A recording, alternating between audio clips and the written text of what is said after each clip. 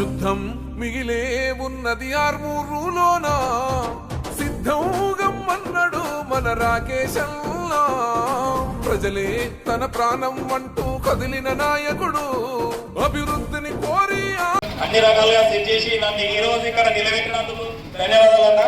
సీనన్న కృషి అయితే పర్వాలేనిదిగా నా కోసం త్యాగం చేసి తన సీట్ ఇచ్చిండ్రు నేను అనుకుంటున్నా.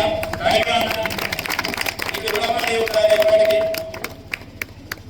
నేను ఇక స్టార్టింగ్ మన బీజేపీ నుంచి క్యాండిడేట్ ఉండాలా అనుకున్నప్పుడు ఎవరు అన్నప్పుడు మళ్ళా నాకు సపోర్ట్ చేసి నువ్వు ఉండు ఇంకా నేను ఉన్నాను అన్నాడు.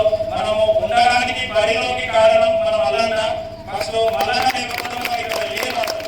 మల్లన్నాన్ని బలం మన వెనకాల లేకపోతే ఇక ఉండడానికి పోనీయడానికి కూడా నాకు ధైర్యం లేకపోతుండే, వాస్తవానికి ఉండకపోతుండే.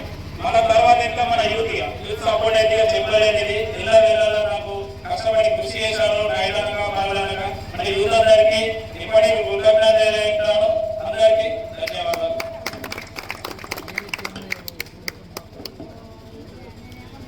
ఇచ్చేసినటువంటి మన ఆర్మీ శాసనసభ్యులు పైడి రాకేష్ సార్ గారికి ధన్యవాదాలు.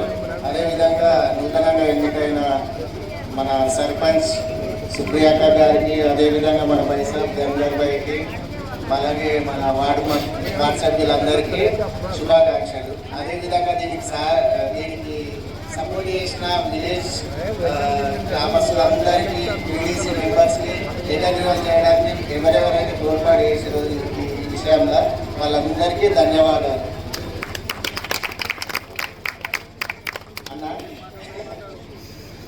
ఈ ఎలక్షన్లకు వచ్చేసరికి చూస్తే చిన్న విలేజే కానీ రాజకీయాలకు వచ్చేసరికి ఢిల్లీ లెవెల్ ఉంటారండి.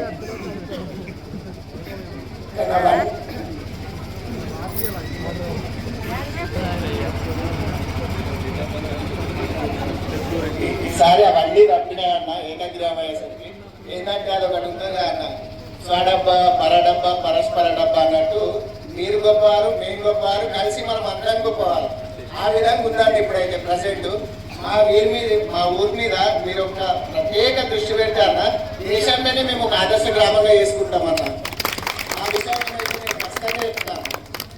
మా విలేజ్లో ఏ విషయంలో గవర్నమెంట్ సంబంధించి కరెంట్ బిల్లులే కానీ ట్యాక్స్లే కానీ ఏదైనా 100% ఉంటాను. ఇప్పటి వరకు చాలాసార్లు ఆదర్శ గ్రామంగా మస్తు అవార్డు కూడా వచ్చినాయన్న మా విలేజ్కి. మీరు ప్రత్యేకంగా దృష్టి పెడితే మాత్రం మేము ఇంకా ఆదర్శ గ్రామంగా చేస్తామన్న.